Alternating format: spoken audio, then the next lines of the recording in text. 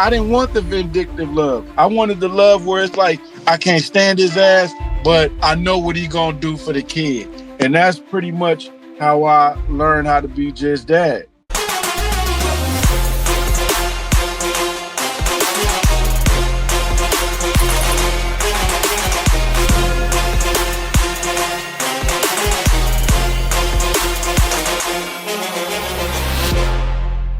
All right, welcome to another edition of the Journey to Freedom podcast, and I'm Dr. B, your host. And one of the just craziest things happened to me today, and we can see as we have this conversation with Kimeyo Daniels. And so, when I was just getting out of college and figuring out what I was going to do with my life, I was a teacher. I was a public school teacher. My first job in public school, I'd done a private school a couple of years before, was at a school in Southern California called Moreno Valley High School. And, and one of the really cool things is, I show up on campus in 1990 and I have a group of kids. I'm coaching football at two-a-days. Kimio, you may remember this. And the very first day I show up to practice, two kids, there's some jokers rolled up on the field and started shooting. And so two of our folks got shot that day. And it was that was the beginning of my teaching career. And so, here we go. That was 1991. And I think I started in the 1991 school year. This is now, so that's 34 years ago. And I get online today and somebody referred me to Kimio, and I find out that I remember Mr. Kimio from when he was in high school, when he was graduating, when he was there, he was at the school. And sometimes you wonder, does your life ever make an impact? Do the things that you do and the things that you say matter in other people's lives? Now, he could come up and he could lie and say, yeah, you did all these wonderful things and not mean it, but I don't think that's the case. It was so fun for him and I to actually have a conversation. Literally talk about some of the folks that were part of it. I coached football there. I coached track there. I spent most of my life there. My young kids that I had at the time, showed up at track meets and showed up at football games, and I got to meet these young men that are now men, right? Because to think that that was 34 years ago to me. That was 34 years ago to him too, right? So he's been out of high school for over 30 years.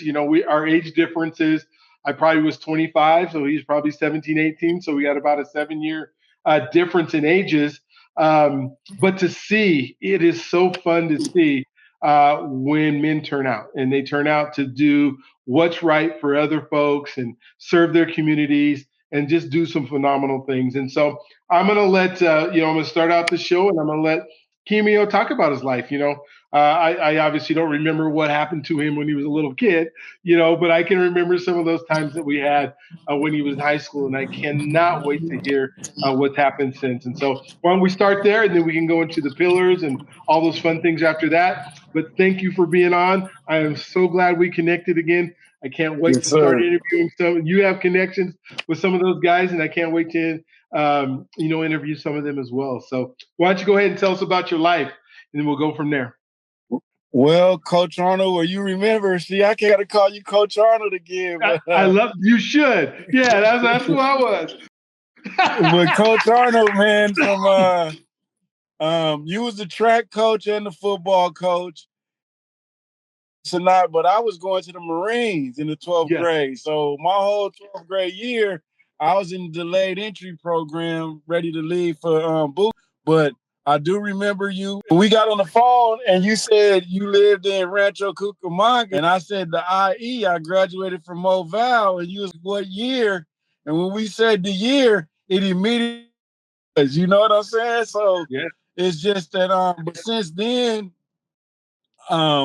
well, I graduated Moval. I went to the Marines, and while I was in the and when my father got murdered, I was kind of emotionally just thrown off. I had a whole life plan, it was hard for me to overcome that because me and my dad wasn't my dad was a street cat, so my dad was a gangster all the way. Like that was what he did. That was his life. That's what he wanted to be. He just didn't want me to be involved in it. So he kind of like, just would talk to me. So um he did like 6 years in prison. He was coming home. I was already in the Marines. I was in Camp Lejeune. I was at Courthouse Bay, Camp Lejeune. And when I got my duty station changed to Camp Pendleton, connect with him. And the night that I got him on the phone, I'm like, I'm gonna see you tomorrow. He got killed 45 minutes after that. So I was thrown off. And it was whole. I started writing songs, you know what I'm saying? Like that was like my escape, like to get over my pain or whatever emotional I was dealing with. I changed my clothes, so I started this dream of trying to make it in entertainment as a rap artist, you know what I'm saying? And I knew quite a few people, so I felt it was gonna be easy for me because I knew a lot of people. It ended up being my life. That ended up being my journey. Chasing that dream ended up being my entire life, And I don't have as far as that's concerned, but I have quite a few disappointments because when you don't achieve it, you start feeling like your life end. You know what I'm saying? And I was in relationships, and I was in relationships with women, and I was in love, but I was more I was more passionate about it than I was engaged in the relationships. Even though I was emotionally attached, I was trying to do the best role that I could, considering the situations. But my primary goal was make it in entertainment. So, in the process of that, and me having kids, my kids' time kind of got deprived because I was feeling like I got to do this so I can make it. In the process of me doing all of that, I used to tell myself every day, if I stop doing this now, I got nothing to show for that time that I didn't get it. Kept going. And it didn't take me until I got into my 40s where I realized, you know what? Just let this go and find something else to do. And that myself and got into the workforce. And and from there, I ended up, rebonding with my kids, fixing a lot of them relationships. And I still was doing music. I never let it go. All the way to this day, I never let it go. But it didn't have so much of a level of control that it had over me going into the job force. You know what I'm saying? So 2019, I released my first single on CD Baby. And it was a shocker. I spent all this time trying to get a record deal so everybody could hear my music. And when I put it on CD, baby, it was everywhere. It was coming up in the stories on Facebook and the stories on Instagram. So I was under the impression, you know what? I don't need a record deal. I could go and live my regular life. And in my free time, I could just start putting out songs. So I put out 8 singles. And that was it for me from 2019 to like 2021. And then 2021 of June, two of my sons said, now that was a different situation for me because it's like these are my kids. How can you tell your kids no? You know what I'm saying? I got my place. I'm chilling. You know what I mean? I could pick them up on the weekends, holidays, vacations, and we chilling. But they want to live with me full time. So that means I had to shut down bachelor program. So what I did was I couldn't tell them no. I let them move in. And when I moved them in, it was like my life just slowed down. It was a totally different agenda for me. But my kids like doing music. So they used to make songs on GarageBand on their phone. So when they moved in the house, I think we was there like maybe I went and bought them a Mac computer, a desktop, and loaded it with some sounds. And they started making beats and making songs.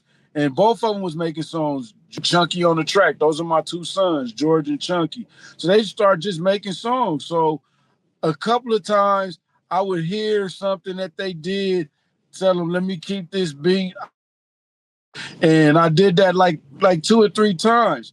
So when we moved from that place because I had a 1 bedroom. So we moved to a bigger place. I got married in that course. So we moved. And when we moved, I got them both MacBooks. So Chunky has his own MacBook Pro and George has his own MacBook. I told them, look, if you guys want to do this music thing for real, seriously, this is what we going to do. I'm going to create a project called The Process. I'm going to do an album. I'm going to call the album. The Process is going to be me teaching you guys how to put out records. So from start to finish. So that's how we ended up starting The Process. So I would take their beats, house in the garage, because we got a little studio in the garage. So we would make the songs, rough drafts that I would keep them. I would listen to them over and over. And then this year in like May, I went in the studio and start cleaning up all the records. And when we got to like maybe June, July, it was like, and I started evolving The Process into a full-fledged album. And now it's being released December 31st, 2024 on the label Kimio Records, baby. And I've been doing like these podcasts. I done did about I'm on my like 11th. I think you my 12th interview now. So I've been doing a lot of interviews, getting a lot of the work done, meeting with a lot of people, and now I'm I done developed. It done started where it was a project with the record. I got the label. I'm working on Chunky's project. I got George producing, and I'm also about to be doing some work on a live streaming platform. I'm gonna be doing quite a few shows on the platform, just taking my creative vision on to another level while I'm doing my 9 to 5 job, because I got a 9 to 5 job and I love it. So I don't want to see myself letting go of the job because it's meaningful to me. Like my participants, elderly people that have like dementia and Alzheimer's. So I'm with them every day. So for them to not remember me, if I don't come to work, I hear it from them. So I enjoy going to work to deal with them every day. So now I can do my music, I live streaming network thing, and still be here every day for my participants and teach my sons how to do what I spent my whole life trying to get accomplished, to the trials and tribulations that I went through. And that's what I've been doing since I left you in 12th grade, 1991, Moreno Valley High School, Mr. Coach.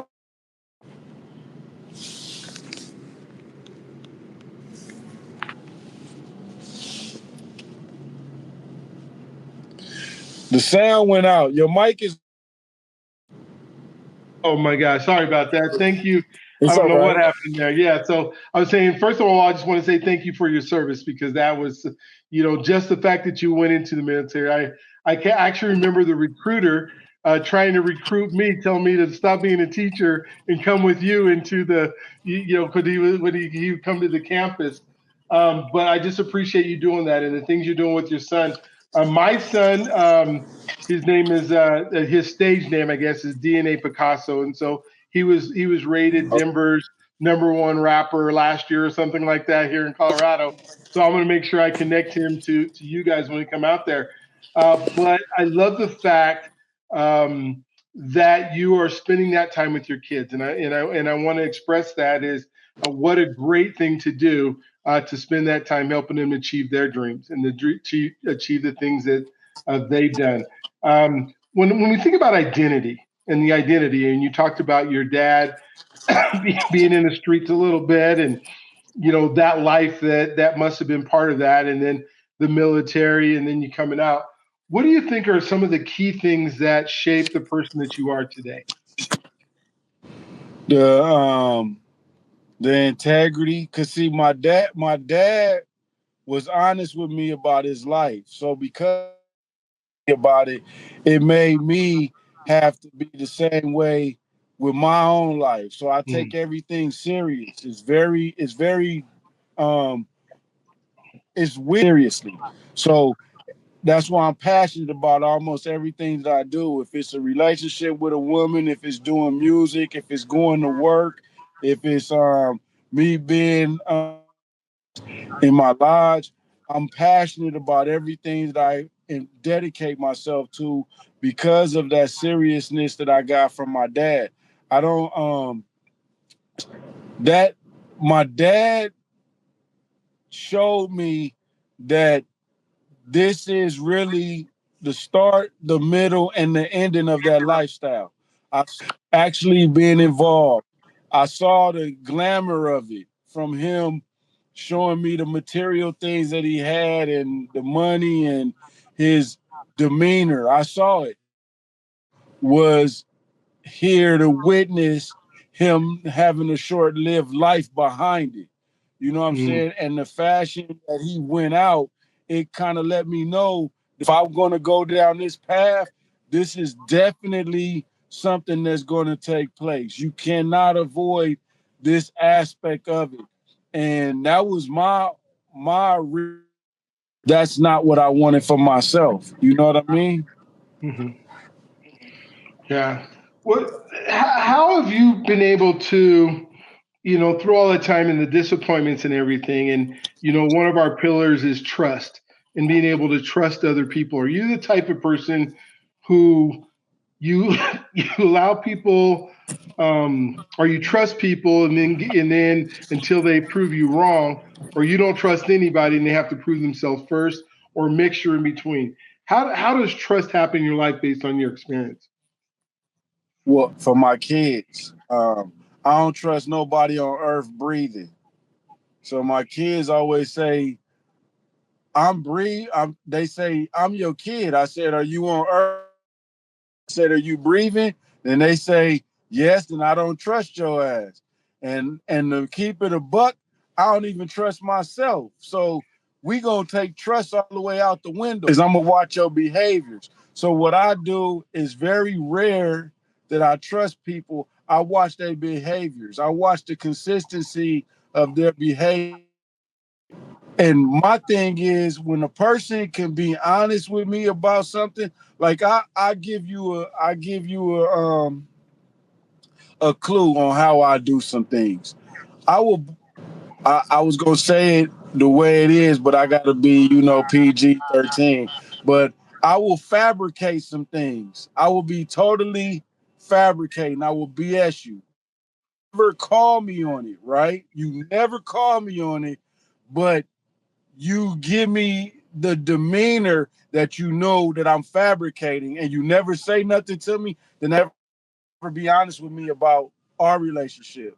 So that's one of the things that I do to judge people to know if I can deal with them or not. Now, what is one of the most honest people in that parable is women.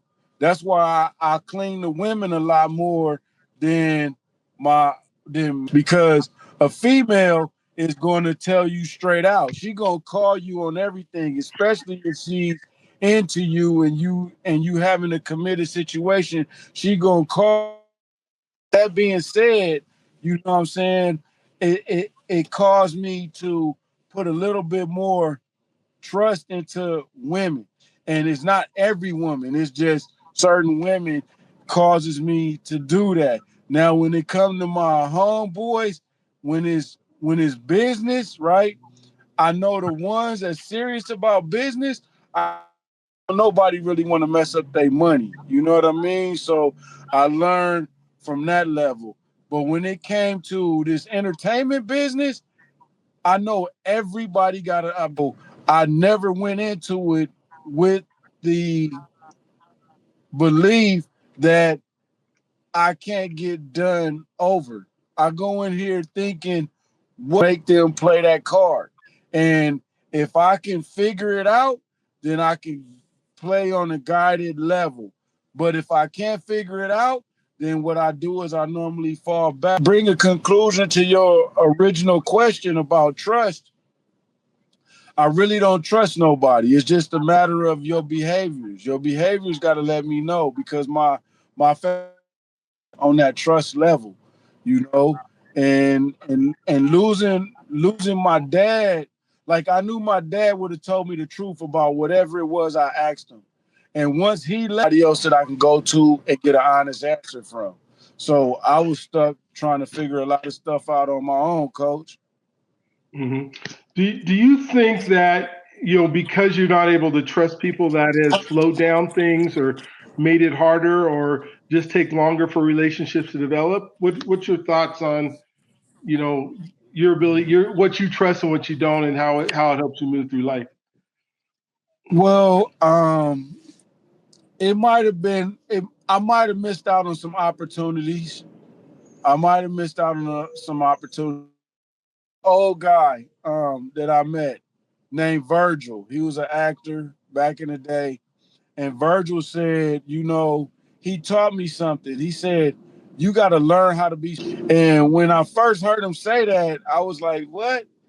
But what he was basically telling me, because he was from Alabama, he's from Alabama. Virgil Mm-hmm. was, and what he taught me was when people think you stupid, they show a different side. So Wow. when you learn how to play stupid, you know what I'm saying, you get to see character of individuals. And by you doing that, you you don't have to deal with so much of the other scenarios. And it nice opportunities, but because I'm smart and I know how I have the ability to play stupid at the same time. I would let the cat out the bag when you when you just going too hard with it. When you just making it blatant obvious that you really think I'm this slow, I let the cat out, missing opportunities. Now when it comes to that trust level, because of my intelligence, I intimidate some people. So it causes them not to want to, because they intimidated by the fact that I do have the knowledge, and they be worried.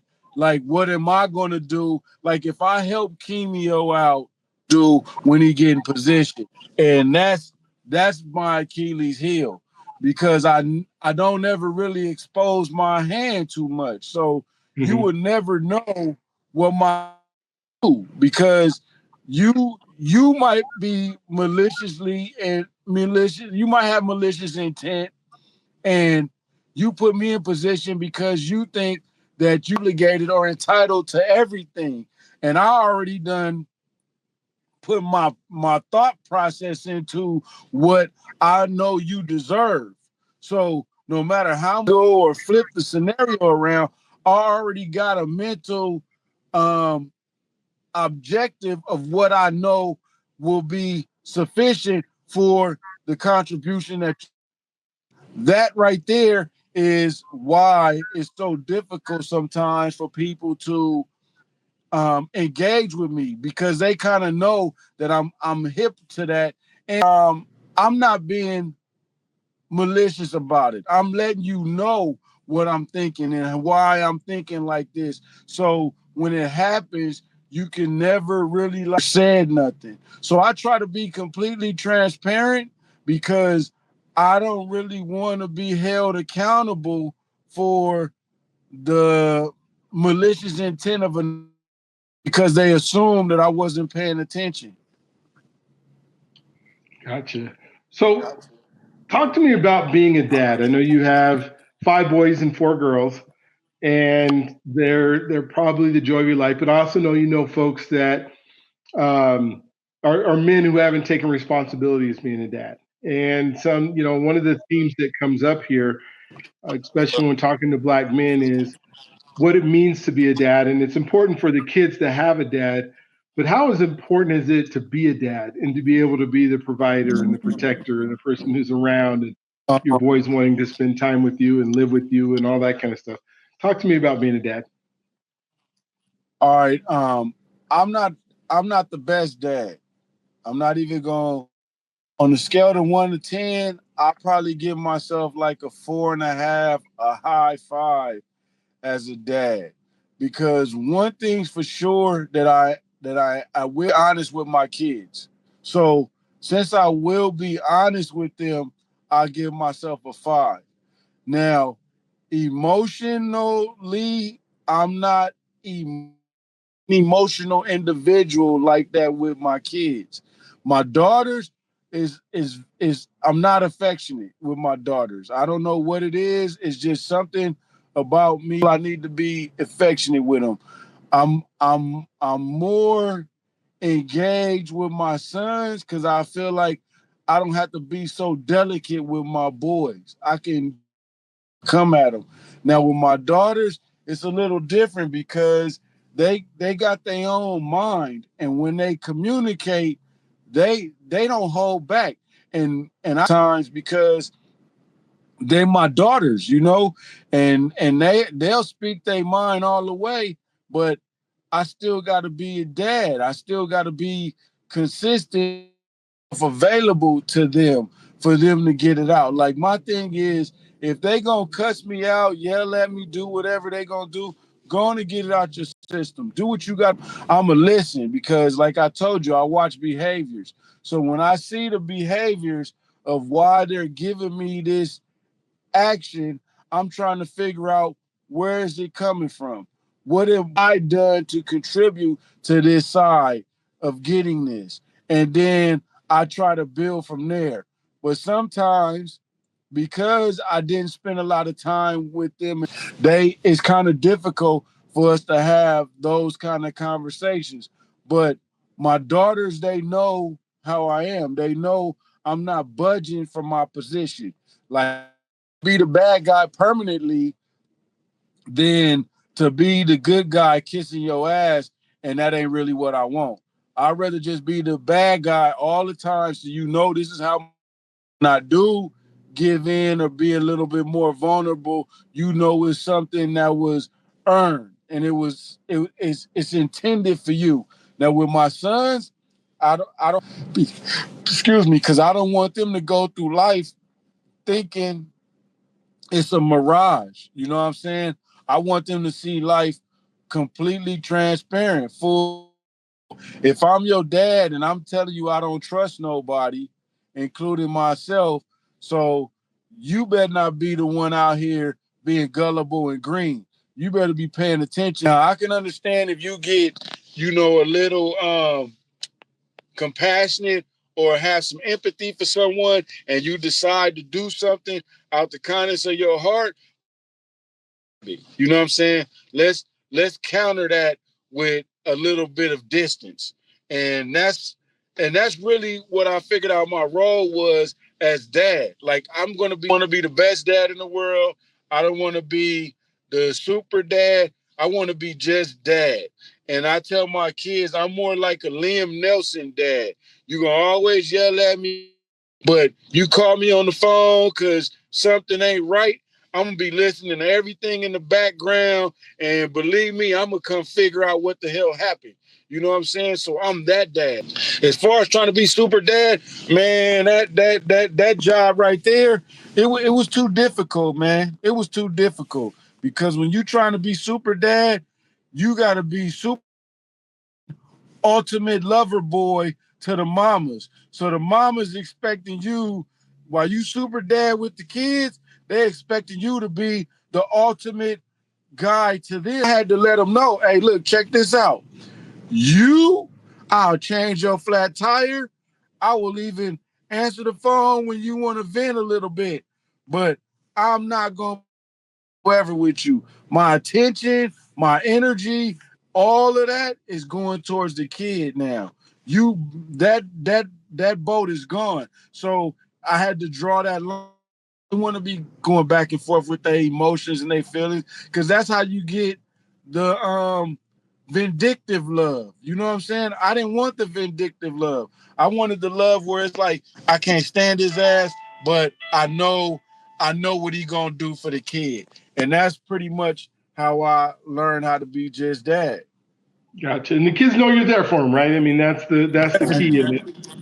And Definitely. and you, and you enjoy being there for them, right? As much as you can, Of even though, course, of yeah. course. So that's and I think and I love that you're saying that and you're being real because one of the things is so many times people try to be that super dad and they can't live up to it and then they feel like now I'm not enough and they start being mad at themselves for not being able to be, that, what they see on TV or what they see as those examples and say, wait a minute, I see this guy be able to do this. Well, it's a different personality, right? It's a different man.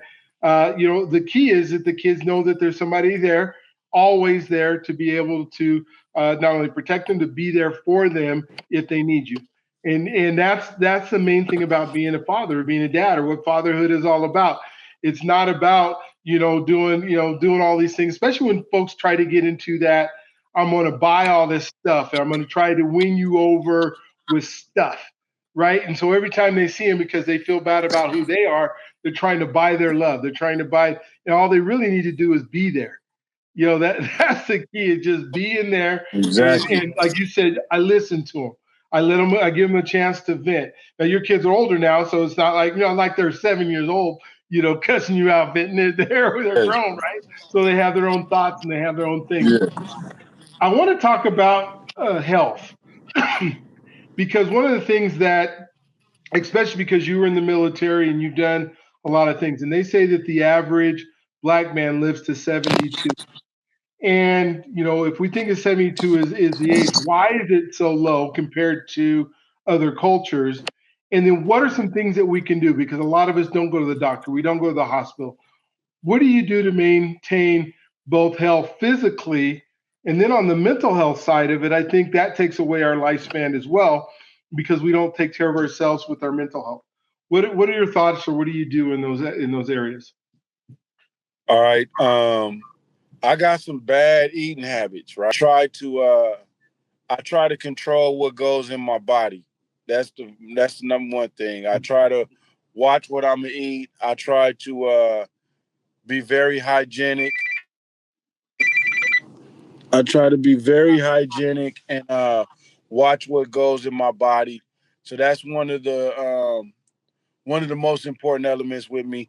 I try physically fit.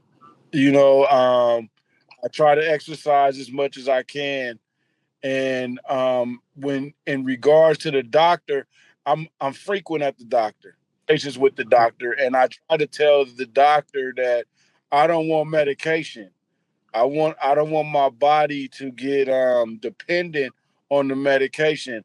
I rather health dis I like to be disciplined health wise. So if I gotta change my eating habits, if I gotta stop doing something, I would rather try to fight than using the medication, because I learned that once your body gets a dose of something, it automatically adjusts to it. So it doesn't have to that when you first utilize it. You know what I mean?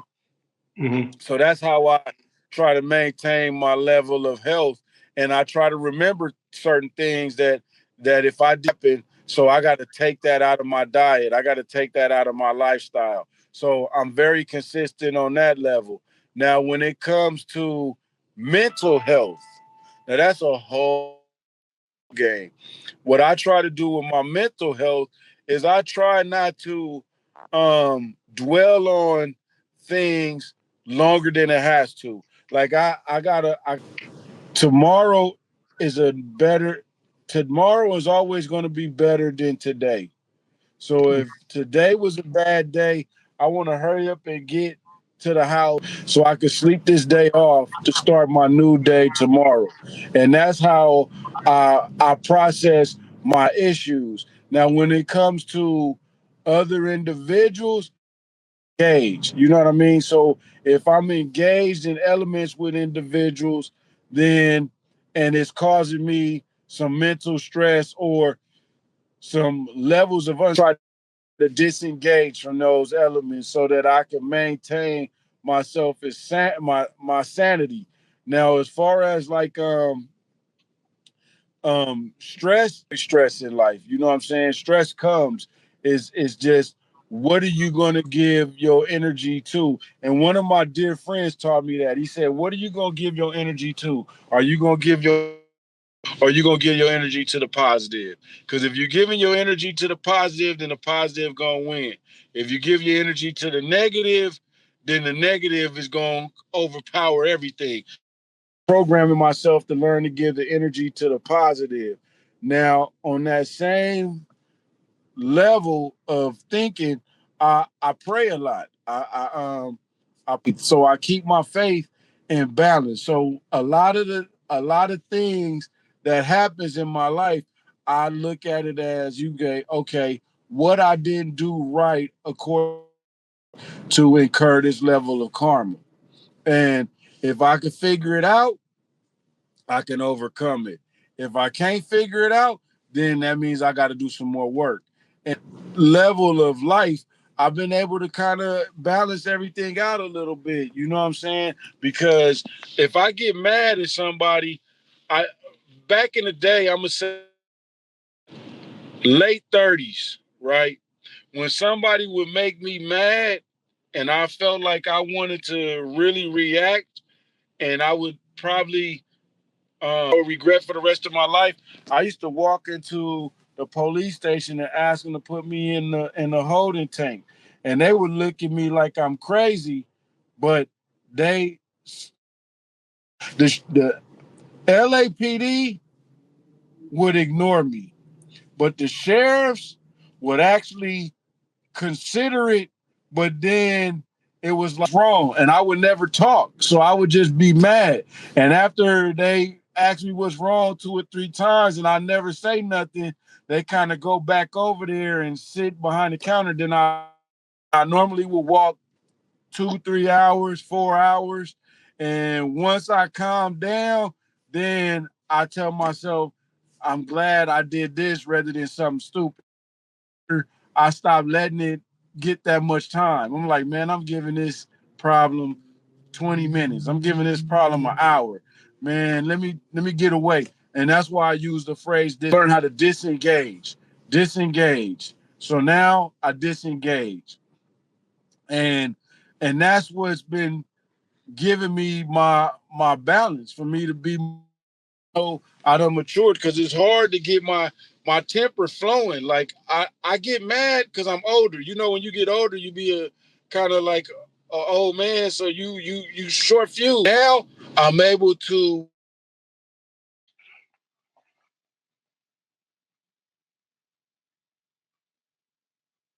touch from it. Consistent with it, coach. I put my best foot forward every day. I don't just limit it to today gonna be the day. No, every second, every minute of constantly trying to maintain this same consistent level so that I won't have any excuse if it's my fault. You know what I'm saying? It's my actions because I know what I'm supposed to be doing to calm the situation down. I learned how to walk. I learned how to take deep breaths. I learned how to close my mouth and open my ears. So that's how I work on the mental and on the physical. Cool. Talk to me a little bit. Thank you for sharing that because it's it's so important in our mental health and making sure we take care of ourselves.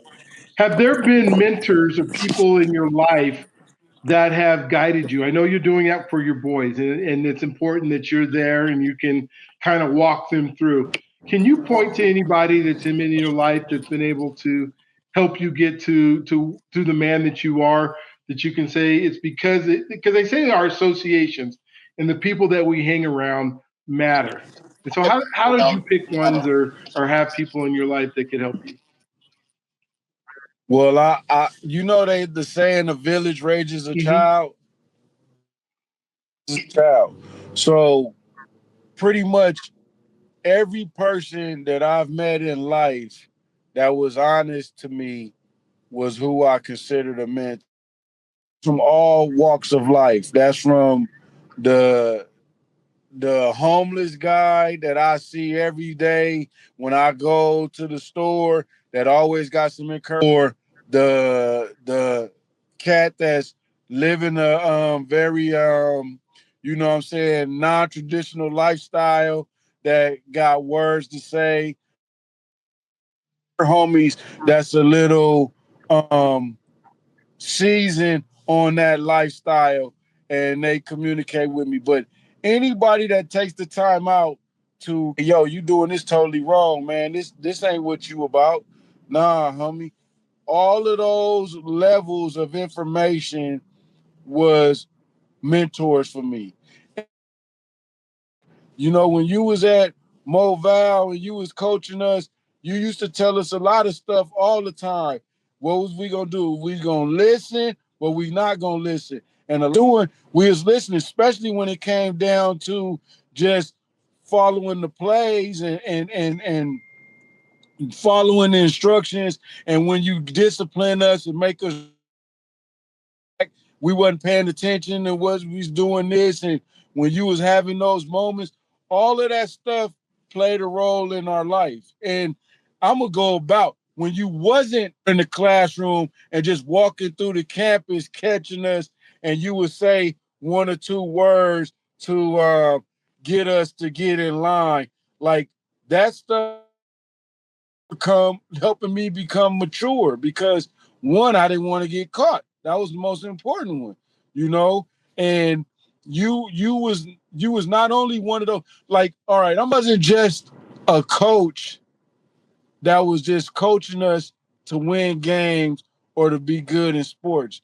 You was a coach, but you also was sincere with all of us as students. And I'm not just talking about me, I'm talking about everybody that knew Coach Arnold. Everybody that knew Coach Arnold. Ramey was cool. That was the dean. Coach Ball, the basketball coach, you didn't see him too much. But Coach Arnold, everybody knew they could come talk. Gym, you was in the locker room.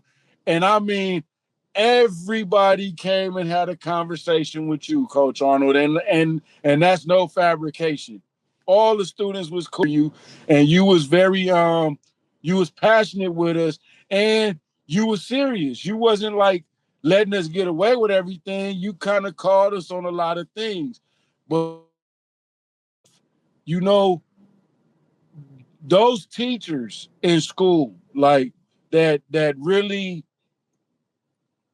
talk to the kids on a eye. Those teachers was the difference when the kid was going to make a good decision in a bad situation. That was the moment make the right decision in a bad situation.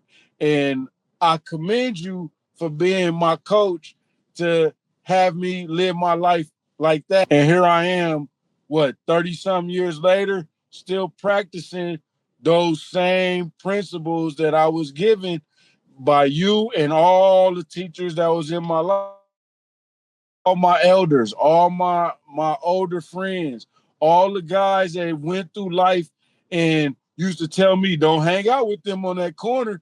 I'm telling you, you're gonna be just like them. You're gonna be the 11th one. Like all those catchphrases that you would hear, I listened to every single one of them and I applied it. My mentor level, the village. I was really in the village, sponging up from every single person in that village that had a word for Kimio. Kimio, listen. Your mic is off again, coach. Wow, I don't know why it keeps hitting like that. So when we think about that, and you think those things are those some things that you are now trying to impart on others as you think of those sayings and those things in the community that you're in and kids you come across. What's your level of just engagement with other folks that can use some of those encouraging words? That's pretty much what my my songs was basically me giving messages. That's why a lot of my peers don't engage with me, because I don't write songs to where you gonna party and you gonna throw your problems away. I write the kind of songs that make you think about all that stuff, because I'm on trying to get my record Dear Dad to Daddy's Little Girls to Change It Up to Fundamentals. The new album, the process, oh my hell, because it's a message to my sons. It's like I'm showing them the process. And I say it in my songs. I say, so my listen. That's the wife calling. My sons don't want to listen, so I guess I gotta put my little message in the song. So that's what I've done. I that just tell them don't walk to the corner.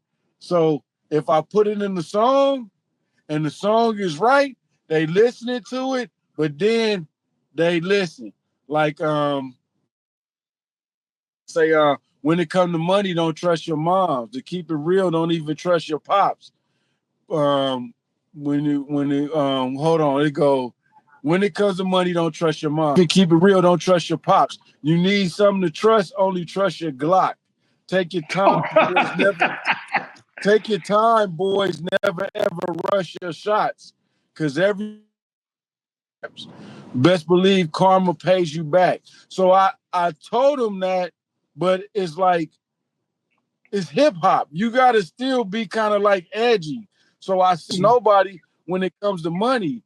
If you're going to trust something, trust what you doing yourself. Just remember, whatever you doing though, you're going to have to pay for that in return. So to give that insight, that message that, hey, I'm responsible for them. I can't be responsible for everybody, but I'm responsible. My boys, my 4 daughters, I'm responsible for them. So I got to get that information to them. And if it ain't coming how they to them for them to receive it, then guess what? I'm gonna put it in the song. And it just so happened that my songs has not even been resonating on my own kids, but I got friends that come around and say about this and that. So they've been learning and understanding it all the way together. Oh, that's cool. What have we not, as we wind down our time together, what have we not talked about that you want to make sure that that you say to the folks that are part of this podcast? I just want to tell everybody, man, don't never give up on your dream. Stay chasing it. You know what I'm saying? There's always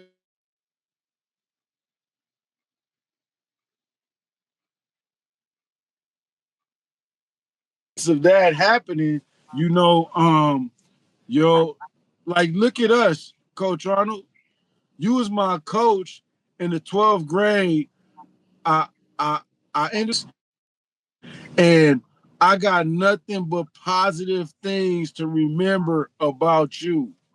And at the same time, I didn't leave a negative impression on you, would not want to engage with me in the podcast. So that's letting you know that if you right from the beginning, you're gonna be right at the end. You consistency is everything. Everything is consistent, you know. So I'm just trying to maintain that level, trying to stay consistent. That's awesome. Well, thank you for being on the podcast. Thank you for being part of it. I hope that those that listen will get as much out of it as I did. It is so good to see you. It's so good to be again in your life. Like I was telling him earlier, I'm taking a group of men to Alabama a few times this next year, and we're going to do it at the end of January. We're going to take 14 men and we're going to learn about our history and the shoulders and the giants that we're standing on, to be able to come back and be able to impact their communities and be able to just enhance who we are as people, to go forward, to continue those dreams, to continue being able to connect in ways that we as Black men maybe haven't been able to. Because there's this stigma that says we're not enough, or we're not good enough, or we're always having to do twice as much.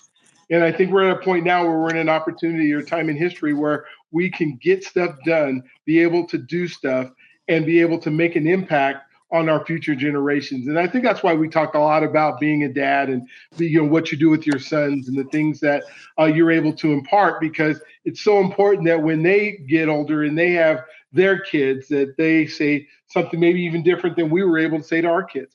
And so that it continues to progress. So like I said, if you haven't subscribed to this show yet, please hit subscribe, hit the little cow butt, whatever it is, the YouTube stuff that we do. But these episodes are for you, and there's so many good ones that are out there. People, everyday lives that are being successful in their own right. Because it doesn't mean that you have to be this famous athlete or this famous actor in order to be successful and impact others. Your daily walk, your daily example, the daily things that you do on a daily basis are what's important.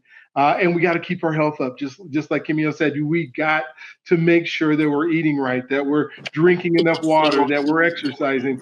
We got to do those things. And so, again, thank you for being on today. Thank you for just the knowledge that you gave us. I can't wait to talk to you some more. And for those of you out there, you guys have an amazing, awesome, just incredible day today. Huh? I'm subscribing. I'm subscribing. And I'm going to give you my contact information so we can stay in touch. Absolutely. I'm back in the locker room, coach. All right, I love it. So don't hang up. We will talk to you soon. I love it.